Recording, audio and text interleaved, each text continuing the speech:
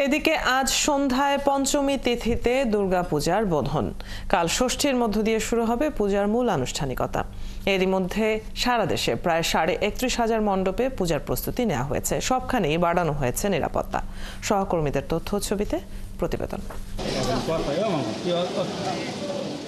মঙ্গলবার বরগুনার শারদীয় দুর্গাপূজা মন্দির পরিদর্শন করেন নৌবাহিনীর খুলনা অঞ্চলের এরিয়া কমান্ডার রিয়াল অ্যাডমিরাল গোলাম সাদেক। পরে তিনি বরগুনা সদরের আখড়াবাড়ি কেন্দ্রীয় মন্দির ঘুরে দেখেন। এ সময় তিনি সাংবাদিকদের জানান, পূজার নিরাপত্তার বিষয়ে সর্বোচ্চ গুরুত্ব দেওয়া হচ্ছে। সব বাহিনী এবং স্থানীয় প্রশাসন মিলে যে ব্যবস্থাগুলো নিয়েছে এতে আমি সন্তুষ্ট এবং আপনাদের সহযোগিতা এবং আজকে যারা এখানে পূজা কমিটির যে সভাপতি ছিলেন এবং সার্বজনীন বরগুনা জেলার যে পূজা কমিটির সভাপতি উনি আমাকে আশ্বস্ত করেছেন যে সবাই মিলে তাদের স্বেচ্ছাসেবক বাহিনী এবং আমাদের যে আইনশৃঙ্খলা রক্ষাকারী বাহিনী আছে সবাই মিলে আমরা শান্তি শৃঙ্খলা এবং অন্যান্য যে নিরাপত্তা আছে সেগুলো রক্ষায় একসাথে কাজ করব। জামালপুরের সরিষাবাড়িতে দুর্গাপূজার যে কোনো ধরনের অনাকাঙ্ক্ষিত ঘটনা এড়াতে পুলিশের উদ্যোগে মত বিনিময় সভা অনুষ্ঠিত হয়েছে। থানা পুলিশের আয়োজনে বিএনপি ও এর সহযোগী অঙ্গ সংগঠনের নেতাকর্মীরা মত বিনিময়ের সময় উপস্থিত ছিলেন। পরে ভারপ্রাপ্ত কর্মকর্তা জানান, তারা সুন্দরভাবে পূজা উদযাপন নিশ্চিত করতে চান।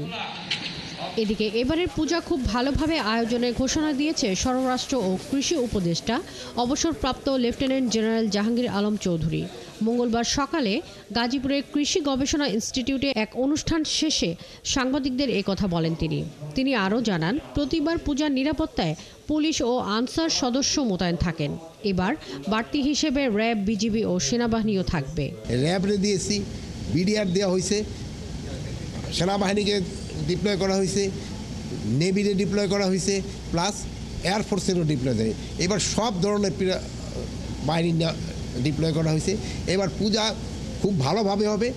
আমি আশা করব যে এবার কোনো ধরনের কোনো রকমের কোনো সমস্যা হবে না। এদিকে সারা দেশে মণ্ডপগুলোতে চলছে পূজা উদযাপনের সাজ রব।